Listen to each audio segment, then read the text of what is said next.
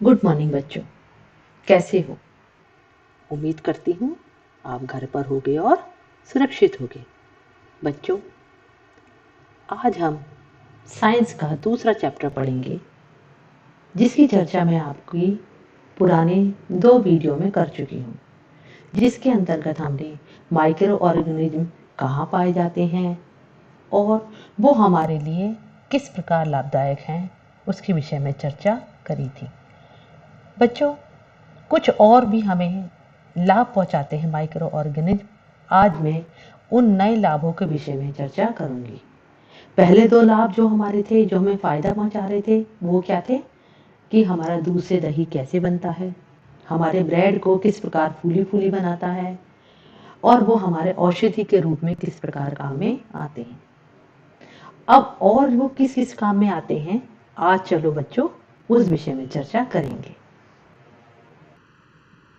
बच्चों, micro organism का एक नया लाभ ये है कि वो हमारी मिट्टी की उर्वरता को बढ़ाता है। मिट्टी की उर्वरता को किस प्रकार बढ़ाता है बच्चों कि कुछ जीवाणु जो होते हैं, नीले हरे शैवाल, ये वायुमंडल की नाइट्रोजन का स्थिरीकरण कर सकते हैं। यानी कि जो हमारे वायुमंडल में नाइट्रोजन है, वो जमीन के अंदर उसको फिक्स करते हैं ताकि पौधे उसका यूज कर सकें।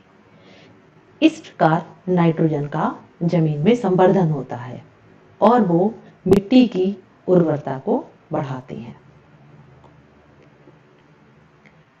मिट्टी की उर्वरता को बढ़ाते हैं, जिन्हें हम क्या कहते हैं, सामान्यतः जैविक नाइट्रोजन स्थिरीकारक कहते हैं।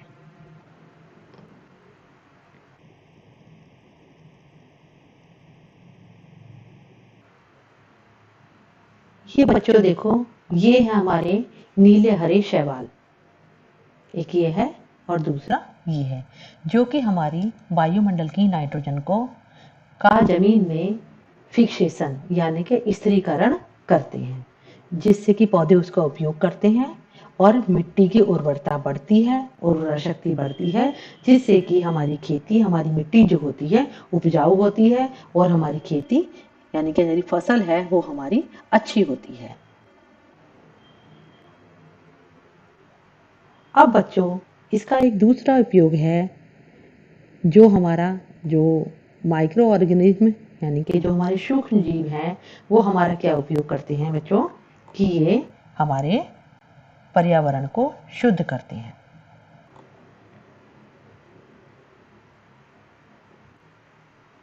पर्यावरण का शुद्धिकरण करते हैं। ठीक है, अब ये पर्यावरण को किस प्रकार शुद्ध करते हैं बच्चों? आपने क्या अपने घर के आसपास बहुत सारा कूड़ा देखा होगा। आपने गांव में देखा होगा कुछ जानवर मर जाते हैं, उन्हें हम कहाँ पर डाल देते हैं, जमीन में बाहर कहीं गाड़ देते हैं या हम उन्हें डाल देते हैं। तो वहाँ पर जो हमारा कचरा होता है, जहाँ हम डालते हैं या फिर जहाँ पर हम जानवरों को, वहाँ पर हम मरे हुए जानवरों को हम डाल करके आते हैं, तो कुछ समय के बाद वहाँ पर वो जो कचरे का ढेर होता है, ये जानवर होता है, धीरे धीरे शुरू में काफ़ी बदबू आती है और थोड़े समय के बाद वो धीरे धीरे वहाँ पर ख़त्म होना शुरू कर देते हैं, नष्ट होना शुरू कर देते हैं। तो बच्चों, ये किस कारण से होता है? चलो बच्चों, एक काम करते हैं, एक एक्टिविटी करते हैं। एक्टिविटी क्या है बच्चों कि हम 2 गमले लेंगे और प्रत्येक गमले को मिट्टी से आधा भर देंगे, गमला ए और गमला बी। गमले ए के अंदर पौधों का कचरा डालेंगे और गमले बी में हम डालेंगे पॉलीथीन की थैली और थोड़ी सी इसमें कांच की खाली बोतल टूटी हुई जो होती है, प्लास्टिक के टूटे खिलौने आदि भर देंगे और उनको रख देंगे। और रखने के बाद उन्हें कितने दिनों के बाद, 3 सप्ताह के अंदर उसको हम देखेंगे। 3 सप्ताह में देखेंगे कि उसके अंदर क्या परिवर्तन आया है। गमला ए और गमला बी दोनों का हमने निरीक्षण किया तो देखा कि गमला ए जो था, उसके अंदर जो थे हमारे अवशिष्ट पदार्थ जो थे, गमले ए के अंदर के जो हमारे अपशिष्ट पदार्थ थे उनका क्या हो गया है बच्चों, अपघटन हो गया है। अपघटन यानी कि वो डिकम्पोज हो गए, वो मिट्टी के अंदर मिल चुके हैं और वो क्या बन गए, खाद बन गए। खाद बनने के बाद वो क्या हुआ, उनका खाद में परिवर्तित हो गए और मिट्टी की उन्होंने उर्वरा शक्ति बढ़ा दी। लेकिन जो हमारा दूसरा गमला था, गमला जो हमारा बी गमला जो था, उसके अंदर क्या भरी हुई थी, कुछ पॉलिथीन, कांच या और खाली बोतलों के टुकड़े आदि उसके अंदर हमने भर दिए थे गमले बी के अंदर। तो उसके अंदर कोई भी परिवर्तन नहीं हुआ, क्योंकि जो सूक्ष्म जीव होते हैं उन्होंने उनके ऊपर हमला नहीं कर पाए और उनको मिट्टी के अंदर डिकम्पोज नहीं कर पाए, जिससे कि उनके वे खाद में परिवर्तित नहीं हुए।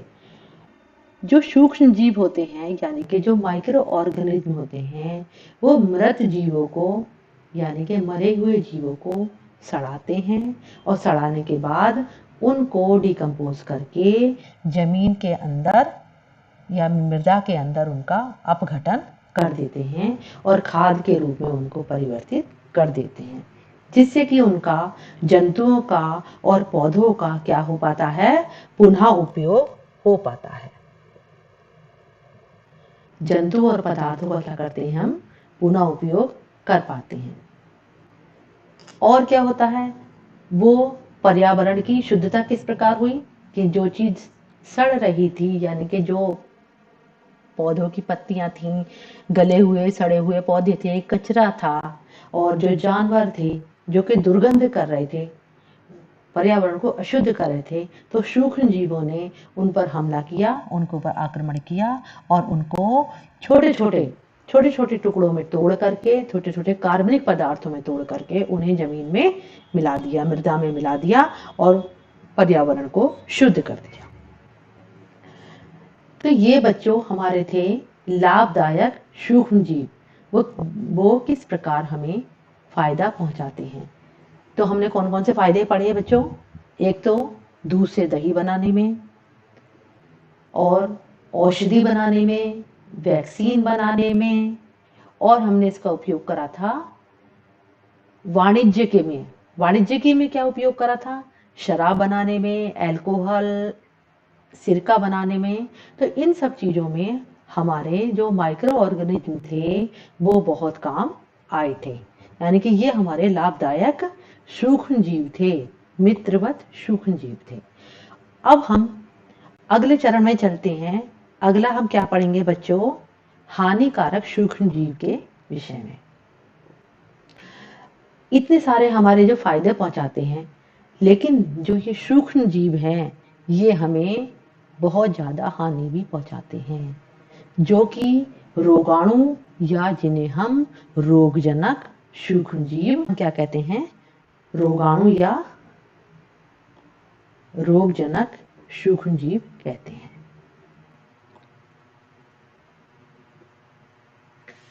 ये क्या करते हैं बच्चों, हमारे भोजन पे, कपड़े पे, चमड़े आदि वस्तुओं को क्या कर देते हैं, ये संदूषित कर देते हैं, यानी कि इनके ऊपर ये सूक्ष्म जीव पाए जाते हैं, इनको प्रदूषित कर देते हैं। तो इनके ऊपर आने के बाद ये हमें कैसे नुकसान पहुंचाते हैं, चलो बच्चों इसकी हम अब चर्चा करते हैं। जो कुछ सूक्ष्म जीव होते हैं, जो जीवाणु थे, विषाणु थे, बैक्टीरिया थे, ये हमारे खाने में, हवा में मौजूद होते हैं, पानी में मौजूद होते हैं। तो इनका जो संपर्क होता है वो हमारा किसके द्वारा हो जाता है, एक स्वस्थ मनुष्य का जो संपर्क होता है वो वायु में, जल में, भोजन में या कायिक संपर्क के द्वारा ये स्वस्थ मनुष्य के शरीर में पहुंचते हैं और उन्हें बीमार बना देते हैं। आजकल एक बहुत बड़ी बीमारी फैली हुई है, उसका नाम है कोरोना। आप सब लोग उससे परिचित होंगे। तो उसका जो कारक है, उसका जो कारक है वो कौन है बच्चों? एक वायरस है। वायरस भी एक सूक्ष्म जीव है जिसके विषय में आपको मैंने पिछली वीडियो में चर्चा कर दी है। तो इसी प्रकार वो किसके द्वारा? एक दूसरे के व्यक्तियों के संपर्क में, एक व्यक्ति दूसरे व्यक्ति के जब संपर्क में आता है उसके द्वारा वो बीमारी फैलती है।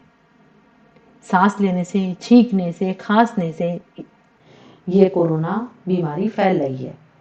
अब इसी प्रकार और भी बीमारियां हैं जो पहले से ही सूक्ष्म जीवों के द्वारा फैलती थी। उनका नाम है, देखो बच्चों, हैजा, सामान्य सर्दी जुकाम, चिकन पॉक्स और क्षय रोग। क्षय रोग यानी कि टीबी। ये सारे की सारी बीमारियां जो होती हैं वो हमारे सूक्ष्म जीवों के कारण होती हैं। जुकाम कैसे फैलता है?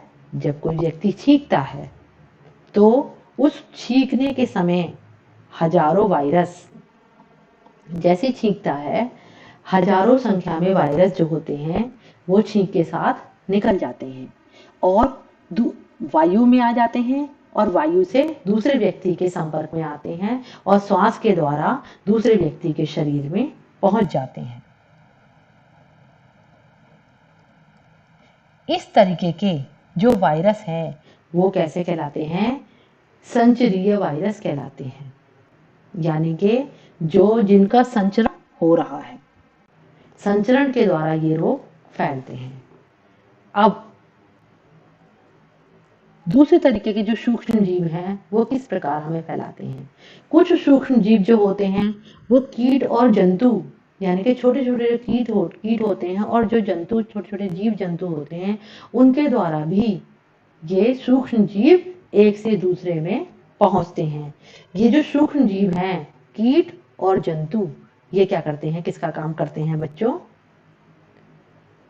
रोगवाहक का काम करते हैं, यानी कि कैरियर का काम करते हैं।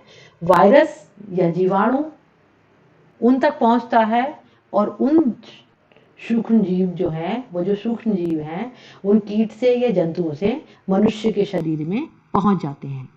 बच्चों, तुमने देखा होगा कि जो मक्खी होती है वो जगह जगह कूड़े पे बैठती है और वो उसके बाद आपके खाने पर पहुंच जाती है।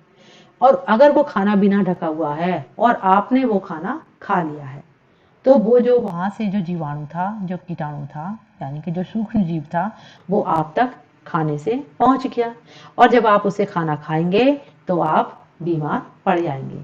तो इसीलिए सलाह दी जाती है कि हमें हमेशा ढका हुआ खाना खाना चाहिए। एक और सूक्ष्म जीव है जो मच्छर के द्वारा फैलता है। कौन सा मच्छर? मादा एनाफ्लीज के द्वारा जो फैलता है उसका नाम होता है बच्चों प्लाज्मोडियम। पूरा नाम होता है इसका बच्चों प्लाज्मोडियम वाइवेक्स। ये जो प्लाज्मोडियम वाइवेक्स नामक जो वायरस होता है वो मच्छर के अंदर पाया जाता है और जब मच्छर मनुष्य को काटता है तो वो वायरस कहाँ पहुंच जाता है? मनुष्य के शरीर में पहुंच जाता है। इसीलिए हमको ये सलाह दी जाती है कि अपने घरों के आसपास हम पानी को इकट्ठा ना होने दें। पानी का इकट्ठा होने से वहाँ मच्छर पैदा होंगे और मच्छर पैदा होंगे वो मलेरिया फैलाएंगे। जब मनुष्य को काटेंगे तो उससे मलेरिया फैलेगा। मक्खी जब होंगी तो मक्खी क्या फैलाएंगी? हैजा, कॉलरा, डायरिया। तो ये सब किसके द्वारा फैलेंगे? मक्खियों के द्वारा फैलेंगे। तो बच्चों, अब हम सूक्ष्म जीवों का अध्ययन करते हैं एक चार्ट के रूप में। देखो बच्चों, ये कौन सा रोग है? ये बच्चों, ये क्षय रोग है। किसके द्वारा फैल रहा है बच्चों? ये जीवाणु के द्वारा फैल रहा है। जीवाणु कहाँ पाए जाते हैं? वायु में पाए जाते हैं। ठीक है। उसके बाद ये खसरा बीमारी है। खसरा यानी कि जिसे हम माता कहते हैं, वो किसके द्वारा फैलती है? वायरस के द्वारा फैलती है। वो भी वायु में पाया जाता है। चिकन पॉक्स, वो भी माता की तरह होती हैं। शरीर पर छोटे छोटे दाने हो जाते हैं और वो भी किसके द्वारा होती हैं? वायरस के द्वारा पहुंचती हैं, फैलती हैं। और जो वायरस है ये वायु में या सीधे व्यक्ति के संपर्क में आने से ये बीमारी फैल जाती है। एक बीमारी होती है पोलियो, जिसमें क्या होता है, पैर की हड्डियां जो कमजोर हो जाती हैं, चल नहीं पाता है, वो भी किसके द्वारा फैलती है, वायरस के द्वारा फैलती है। और वो वायरस कहाँ पाया जाता है, वायु या में पाया जाता है। तो बच्चों इन सबसे बचाव के लिए, इन सबके बचाव के लिए क्या किया जाता है, पहले जो मैंने तुम्हें बताया था कि क्या बन चुकी हैं, वैक्सीन बन चुकी हैं। इन सबके बचाव के लिए वैक्सीन बनी हुई है, समय समय पर टीकाकरण किया जाता है, टीका लगवाया जाता है। अब अगली बीमारी है हैजा। हैजा किसके द्वारा होता है, जीवाणु के द्वारा होता है। और कहाँ पाया जाता है, जल या भोजन में ये वायरस, ये जो जीवाणु है जल या भोजन के द्वारा फैलता है।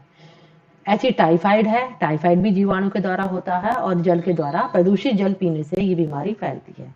तो इसीलिए हमें क्या बचाव करना चाहिए कि व्यक्तिगत स्वच्छता, यानी कि हमें साफ सफाई का ध्यान देना चाहिए, भली भांति पका हुआ भोजन खाना चाहिए और टीकाकरण करवाना चाहिए। उसके बाद जो हमारी बीमारी आती है हेपेटाइटिस ए। हेपेटाइटिस ए किसके द्वारा होता है, ये भी वायरस के द्वारा फैलता है। और ये कहाँ पाया जाता है, वायरस जल में पाया जाता है। तो इसके बचने के लिए हमें क्या करना चाहिए, हमें उबले हुए जल का प्रयोग करना चाहिए। ऐसी मैंने आपको बताया था बच्चों मलेरिया। मलेरिया किसके द्वारा फैल जाता है, ये प्रोटोजोआ के द्वारा फैलता है। और ये प्रोटोजोआ कहाँ पाया जाता है, मच्छर के अंदर पाया जाता है। तो बच्चों इससे बचने के लिए हमें मच्छरदानी का प्रयोग करना चाहिए, मच्छर भगाने वाले रसायनों का प्रयोग करना चाहिए। ऑल आउट घर में लगाते हैं उस तरीके से, ये भी क्या होते हैं, रसायन होते हैं। और जगह जगह जहाँ पानी है इकट्ठा होने से बचाना चाहिए, ताकि वहां पर मच्छर जो है रिप्रोडक्शन ना कर सकें। कुछ बच्चों और बीमारियां हैं जो कि जंतुओं के अंदर भी, यानी कि जानवरों के अंदर भी यह हानि हमें पहुंचाती है। जानवरों के अंदर कौन कौन सी बीमारी होती है, एंथ्रेक्स। ये एक बीमारी है, इसका नाम क्या है, एंथ्रेक्स। ये मनुष्यों में भी होता है और जानवरों में भी पाया जाता है ये रोग। ये भी सूक्ष्म जीवों के कारण ही होता है।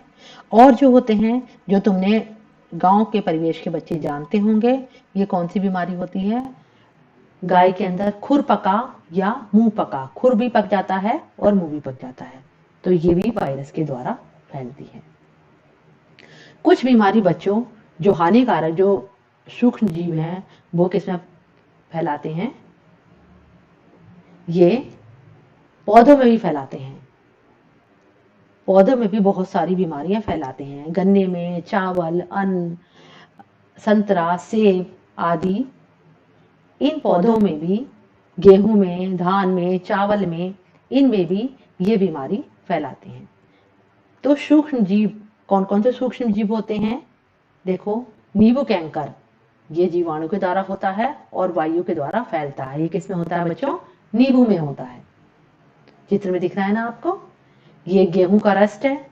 इसमें क्या होता है, जो दाने होते हैं वो काले पड़ जाते हैं, पाउडर की तरह हो जाते हैं। और ये कवक के द्वारा यानी फंजाई के द्वारा फैलता है, वायु के द्वारा फैलता है, एक बीज से दूसरे बीज में भी फैलता है।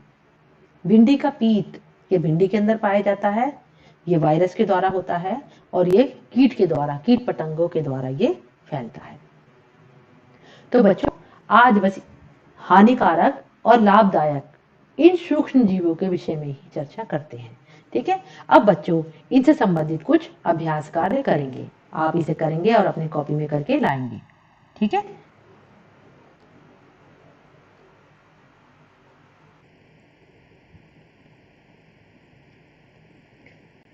बच्चों ये रिक्त स्थान की पूर्ति आप करेंगे पहले, कि सबसे पहले सूक्ष्म जीवों को की सहायता से देखा जा सकता है। किसकी सहायता से देख सकते हैं बच्चों सूक्ष्म जीव, माइक्रोस्कोप यानी कि सूक्ष्मदर्शी की सहायता से हम इन्हें देख सकते हैं।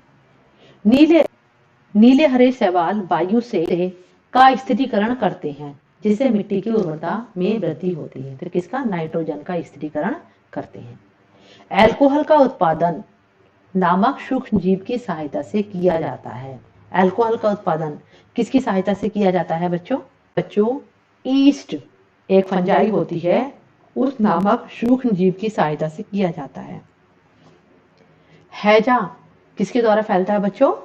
मक्खियों के द्वारा फैलता है। अब अगला प्रश्न है कि ईस्ट का उपयोग निम्न के उत्पादन में होता है। किसके उत्पादन में होता है बच्चों? अल्कोहल के उत्पादन में होता है। निम्न में से कौन सा प्रतिजैविक है? सोडियम बाइकार्बोनेट, स्ट्रेप्टोमाइसिन, अल्कोहल या ईस्ट? स्ट्रेप्टोमाइसिन मलेरिया परजीवी का वाहक है। कौन है? मादा एनोफिलीज मच्छर। संचरीय रोग का सबसे मुख्य कारक क्या होता है? संचरीय रोग, इसका मुख्य कारक क्या होता है? ब्रेड अथवा इडली फूल जाती है, इसका कारण क्या है? ईस्ट की कोशिकाओं में वृद्धि। अगला प्रश्न है, चीनी का अल्कोहल में परिवर्तन करने के प्रक्रम को क्या कहते हैं? हम किण्वन कहते हैं। तो बच्चों ये 2 प्रश्न आप अपनी कॉपी में करेंगे और मुझे मेरे व्हाट्सएप नंबर पर भेजेंगे। तब तक के लिए बाय बाय, थैंक यू।